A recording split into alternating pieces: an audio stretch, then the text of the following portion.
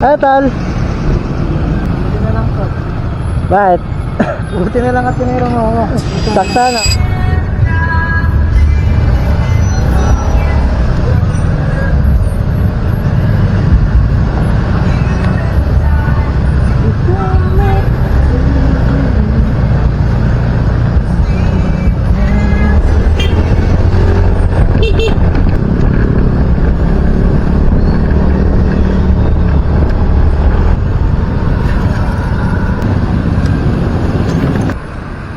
Sir, magandang hapon. Delivery po.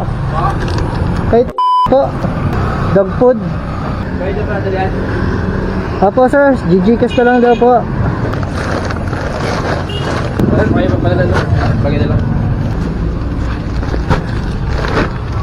Basta yung resibo, baka hanapin. Salamat sir. Okay. Next booking.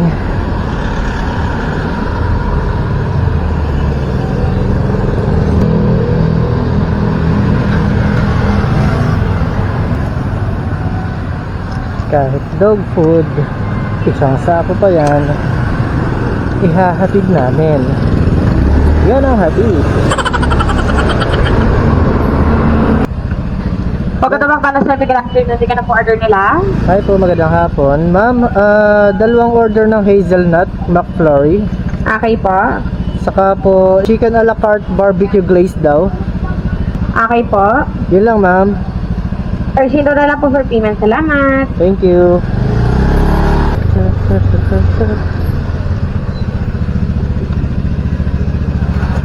Ano naman? Ma'am, Gcash? Gcash pa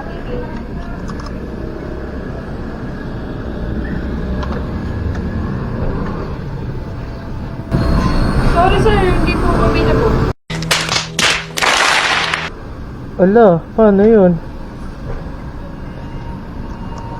Try natin ma'am, pwede? Hindi po, wala pong lock. Nakalock po. Nakulak. Hello po, good afternoon. Hindi ka na po order nila. Okay po. Ate ah. Resibo na lang po for payment. Salamat.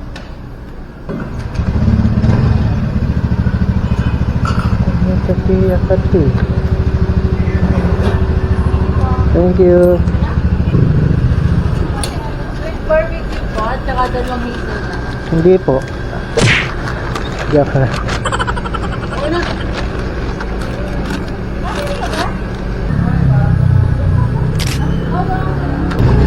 Thank you.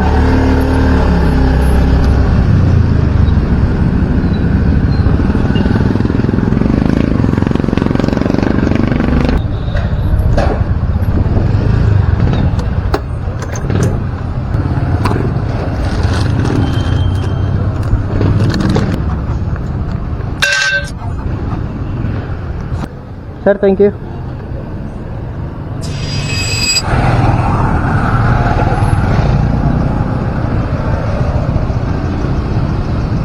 Tol. Buti na lang po. Bakit? Buti na lang at tiniro mo ako. Sakta na. Kita ko nga, ano eh. May grocery. Sabi, baka pwede to sa GE. Thank you to lang. Sakto. Okay. Thank you din. Hanggang ano oras ka pa? Mamaya ka, hanggang alas 10 pa ako. Alas 10 ka pa pala. Lapit na rin ako. Hanggang alas 6. Ingat, ingat. Thank you.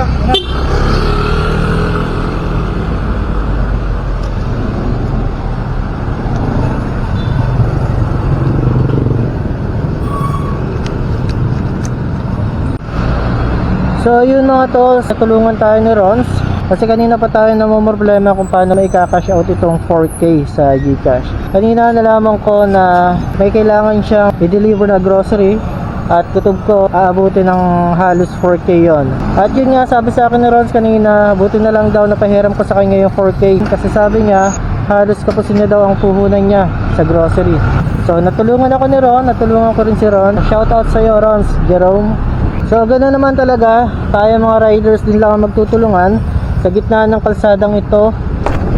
Sa laban natin sa lansangan na ito, tayo rin lang ang magtutulungan. Sa ating mga riders diyan, Ride safe sa inyo and always keep safe. Oh, meron na tayong booking. Let's go!